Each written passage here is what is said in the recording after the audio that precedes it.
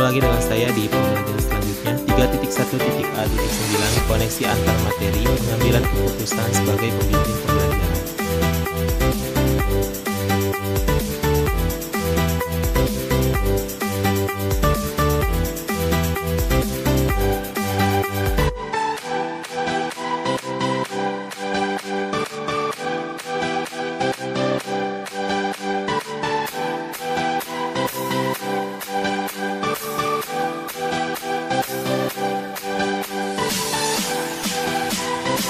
Mengajarkan anak menghitung itu baik, namun mengajarkan mereka apa yang berharga atau utama adalah yang terbaik. Teaching kids to count is fine, but teaching them what count is the best. Bob T. Albert.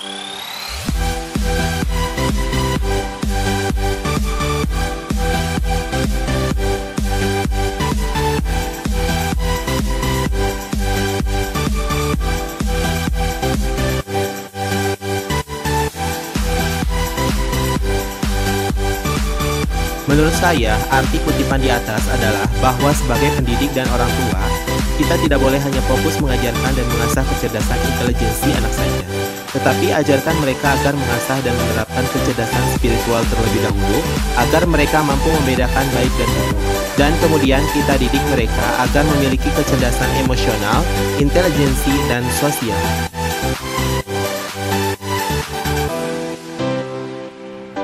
Pengaruh nilai-nilai dan prinsip pengambilan keputusan, nilai-nilai dari diri kita sebagai pendidik tentunya sangat berpengaruh terhadap prinsip-prinsip pengambilan keputusan yang akan kita ambil.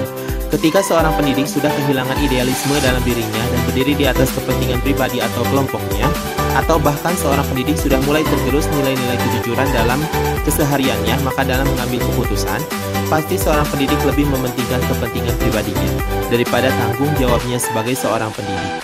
Namun sebaliknya, jika seorang pendidik menjunjung tinggi nilai-nilai kejujuran, maka tentunya pendidik akan berpegang teguh pada keyakinan dan kebenaran.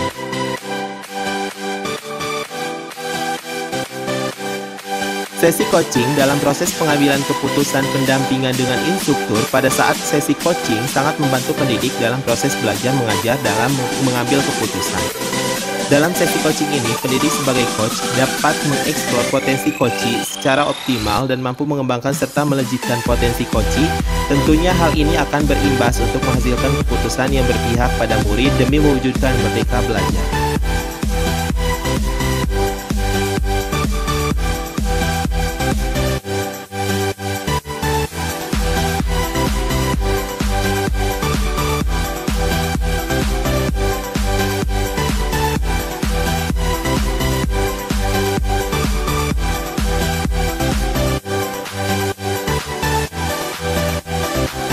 Sekolah adalah sebuah lembaga yang dirancang untuk pengajaran siswa di bawah pengawasan pendidik. Sekolah, sebagai lembaga pendidikan formal, berperan dalam menggali potensi murid, mengarahkan potensi murid, mengembangkan dan mendorong anak agar lebih optimal dalam mengembangkan potensinya tersebut.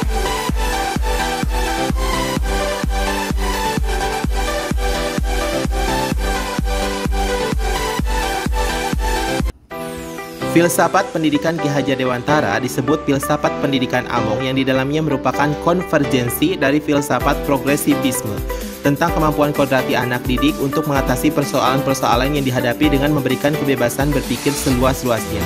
Trilogi filsafat Ki Hajar Dewantara adalah Ingal Sosung Tulodo, Ing Madya Mangunkarsa, dan Tutwuri Handayani.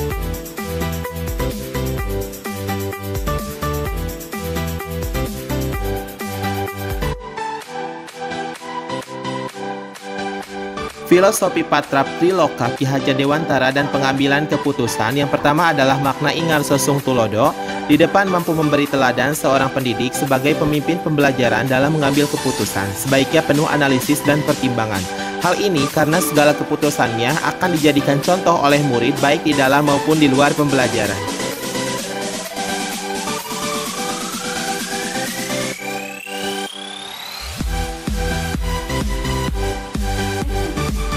Makna Ing Madya Mangunkarsa, di tengah membangun kemauan, maksudnya keputusan yang diambil pendidik sebagai pemimpin pembelajaran hendaknya bisa mempertimbangkan dan memberikan semangat bagi murid-muridnya. Tutwuri Handayani dari belakang mendukung, artinya pendidik sebagai pemimpin pembelajaran harus dapat memberikan dukungan fisik dan moral kepada murid-muridnya.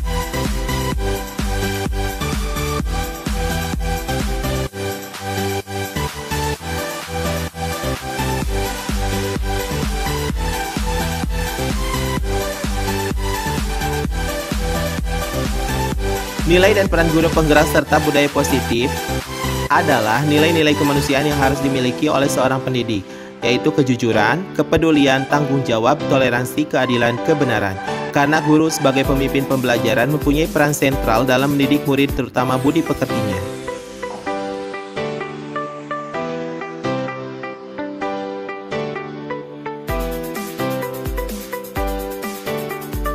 Pembelajaran berdiferensiasi dan KSE atau kompetensi sosial emosional serta proses coaching adalah yaitu sebagai pendidik harus mampu menjembatani perbedaan minat dan gaya belajar murid di kelas sehingga proses pembelajaran murid mendapatkan pembelajaran yang menyenangkan dan sesuai dengan profil belajar mereka masing-masing. Untuk itu diperlukan pengambilan keputusan yang tepat agar seluruh kepentingan siswa dapat terakomodir dengan baik. Kompetensi sosial emosional diperlukan agar guru dapat fokus dalam memberikan pembelajaran dan dapat mengambil keputusan yang bijaksana. Dan proses coaching ini dibutuhkan agar siswa mampu melejitkan potensi semaksimal mungkin dan guru mampu mewujudkan merdeka belajar di sekolah.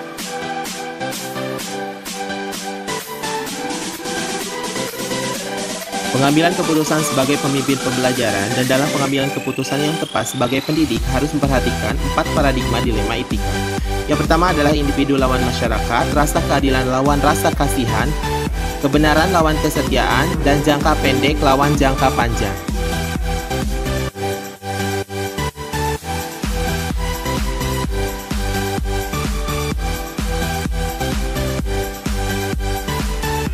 Tiga prinsip berpikir.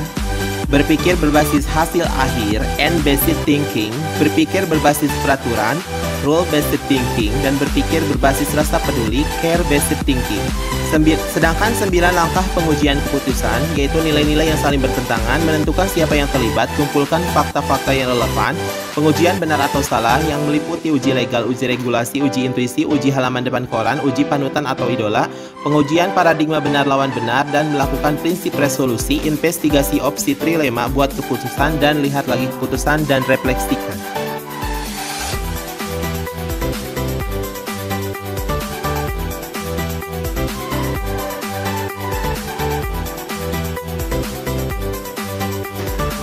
Pengambilan keputusan yang tepat adalah yang berdampak positif pada hasil akhir, terciptanya suasana yang kondusif, aman, nyaman, terpercaya, dan menyenangkan, mewujudkan merdeka belajar, mampu melejitkan potensi dan kemampuan peserta didik, berpengaruh terhadap kehidupan di masa depan siswa.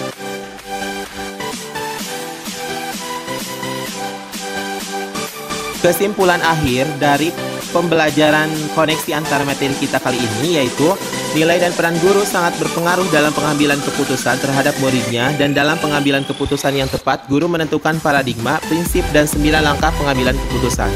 Guru dapat menggunakan pendekatan inquiry apresiatif, model Bagja, pembelajaran berdiferensiasi dan sosial emosional, metode coaching, model Tirta untuk dapat menciptakan budaya positif di sekolah, lingkungan yang kondusif, serta murid merdeka dan bahagia.